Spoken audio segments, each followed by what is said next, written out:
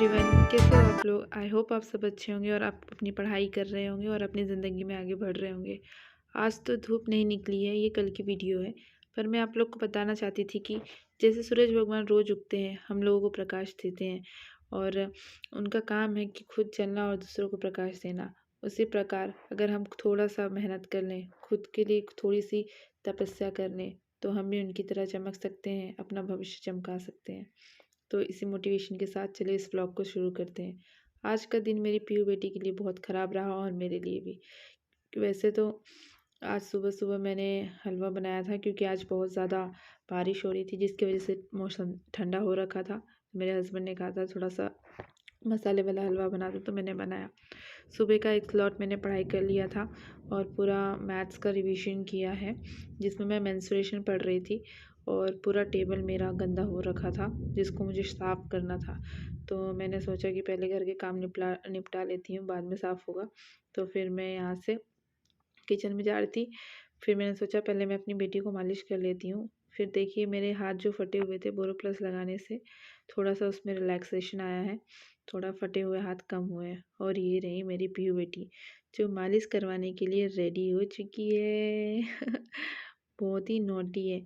फिर उसके बाद मैंने मालिश करके पीहू को सोचा सुला दूँ, पर वो सोई नहीं, पर वो खेल रही थी। तो फिर भी मैंने सोचा कि वो खेल रही है तब तक मैं पढ़ लेती हूँ क्योंकि आज मेरे हस्बैंड को हॉस्पिटल लेट जाना था तो उसको टेक केयर कर लेते। तो मैंने सोचा तब तक मैं अपना जो बचे हुए क्वेश्चंस थे उनकी रिवीजन कर ले, मतलब फॉर्मूलाज मैंने ना एक शीट बना के रख ली है। तो नया सेशन जब भी स्टार्ट करती हूँ ना उन फॉर्मूले को मैं रिवीजन कर लेती हूँ कि मैं भूलूँ ना, क्योंकि हमेशा यही होता है कि मैं पढ़ती तो सब कुछ हूँ लेकिन फॉर्मूले भूल जाती हूँ और फॉर्मूले याद नहीं रहेंगे तो मैथ्स तो सॉल्व करना मुश्किल है। और मैथ्स में फ़ॉर्मूलों का बहुत बड़ा रोल होता है, इसलिए मुझे मैथ्स के फ़ॉर्मूले याद करने ही पड़ते हैं। पता है क्या, आज ना बहुत ही दिन ख़राब था। पढ़ाई मैंने सुबह के 2 स्लॉट मैंने पढ़ाई की, लेकिन इसके बाद शाम को मैंने बिल्कुल पढ़ाई नहीं की क्योंकि आज मेरी पीहू 2 बार गिर गई तो मेरा पूरा दिमाग ही डिस्टर्ब हो गया। बच्चों को कुछ हो जाता है ना तो मुझे बहुत बहुत ही ज़्यादा डिस्टर्ब हो जाती हूँ। मैं सोचती हूँ कि कुछ ना हो, मैं 1 घंटा कम पढ़ाई करूँगी लेकिन अपने बच्चों पे ज़्यादा ध्यान देती हूँ क्योंकि बच्चे अभी छोटे हैं, उन पे ध्यान देना भी हमारी रिस्पॉन्सिबिलिटी है। पढ़ाई तो अगर फेल भी होगी तो मैं नेक्स्ट टाइम एग्ज़ाम निकाल लूँगी, लेकिन बच्चों को कुछ हो गया तो फिर उसका रिग्रेट मैं ज़िंदगी भर नहीं भूल सकती। इसलिए मैं सोचती हूँ कि बच्चों को कुछ ना हो, चोट ना लगे, उन पे ज़्यादा ध्यान रहता है मेरा। इतना ध्यान देने के बावजूद भी वो गिर गई और गिरने के बाद ना उसके सर पे ना एकदम कट सा लग गया था जिसकी वजह से उसका ब्लीडिंग भी हुआ और सर भी पूरा फूल गया था। तो मैं तो, और ऊपर से घर में कोई नहीं था, फिर मैं अकेले परेशान हो गई थी कि क्या करूँ। जब भी बच्चों को चोट लग जाती है ना तो एकदम से मैं बहुत ज़्यादा पैनिक हो जाती हूँ। फिर मेरे यहाँ तो मेडिसिन रहती है लेकिन मैंने सोचा कि ब्लड निकल रहा तो ठीक है, निकल जाने देती हूँ क्योंकि ब्लड क्लॉटिंग नहीं होगी। फिर थोड़ी देर के बाद वो चुप हो गई, फिर खेलने लगी। मेरी पीहू बहुत ज़्यादा हैप्पी बेबी है, वो ज़्यादा परेशान नहीं करती, चोट भी लगती है तो वो चुप हो जाती है और खेलने लगती है। और फिर वो ठीक हो गई तो फिर शाम को फिर मुझे थोड़ा रिलैक्स हुआ जब मेरे देवर आए, देखे बोले कुछ नहीं होगा भाभी, ठीक हो जाएगी।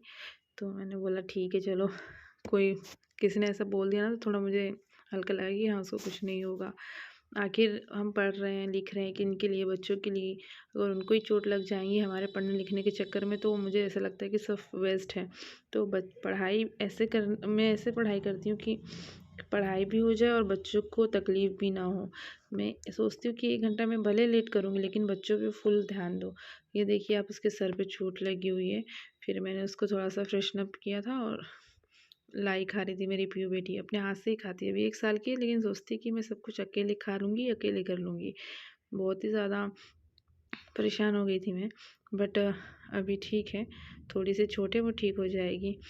अ, फिर मैंने सोचा कि चलो किचन का काम कर लिया जाए, तो मेरा सर दुखने लगा था ये सोचकर पीहू के बारे में, तो मैंने थोड़ी-सी चाय बनाई थी। मैं पीहू को लेके गई थी दूध लेने, क्योंकि शाम के टाइम कोई नहीं रहता, मैं और पीहू रहते हैं। तो आज पीहू के चक्कर में मैंने घर भी साफ़ नहीं किया, पूरा घर गंदा हो रखा था। बहुत दिन से मैंने बेडरूम भी नहीं साफ़ किया था पढ़ाई के चक्कर में। तो मैंने सोचा था कि आज सारा बेडरूम साफ़ करूँगी।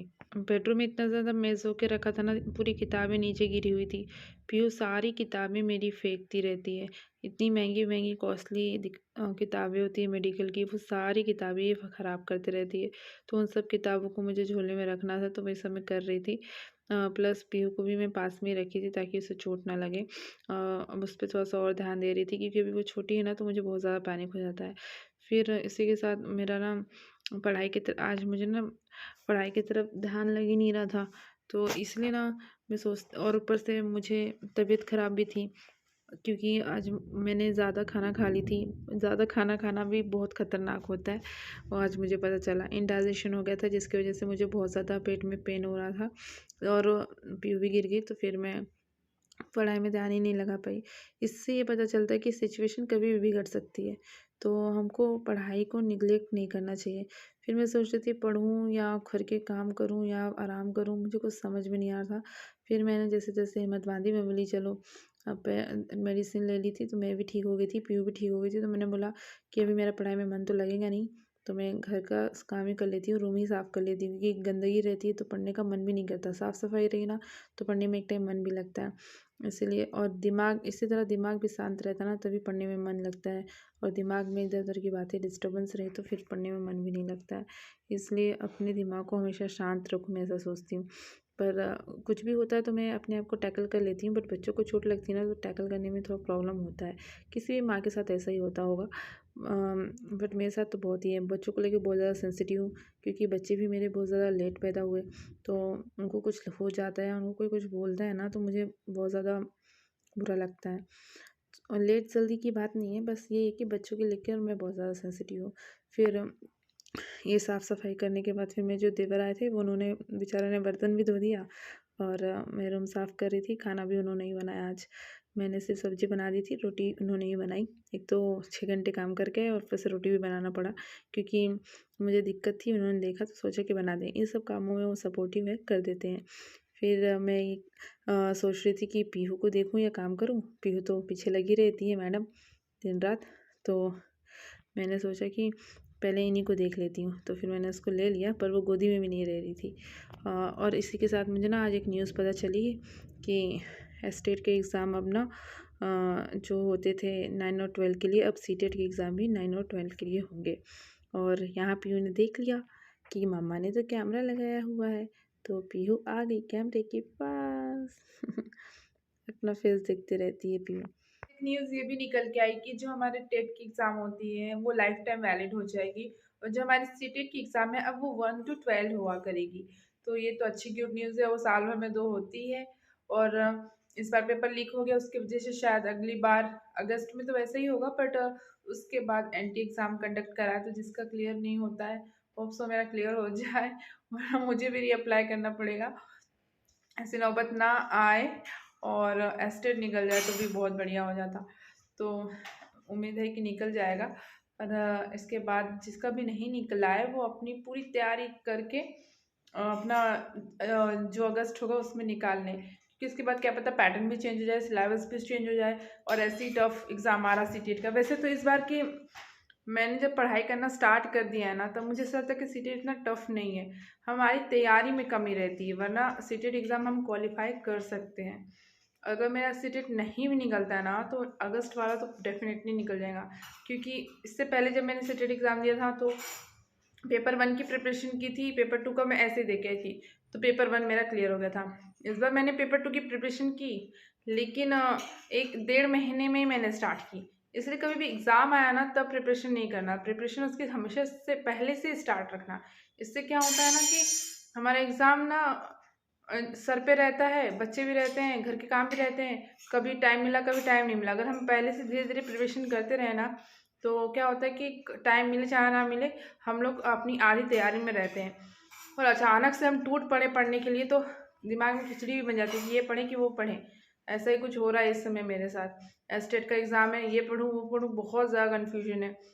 तो मैंने अपने कंसेप्ट को एकदम क्लियरिफाई कर लिया है कि 2 एग्ज़ाम की जगह 1 एग्ज़ाम पे फ़ोकस किया जाए। जिस मेरे को जैसे पेपर 1 और पेपर 2 भी भरा है, तो पता चला दोनों को प्रिपेयर करने के चक्कर में मैं एक भी नहीं कर पाऊँगी, क्योंकि सारे दोनों सब्जेक्ट मेरे लिए न्यू है।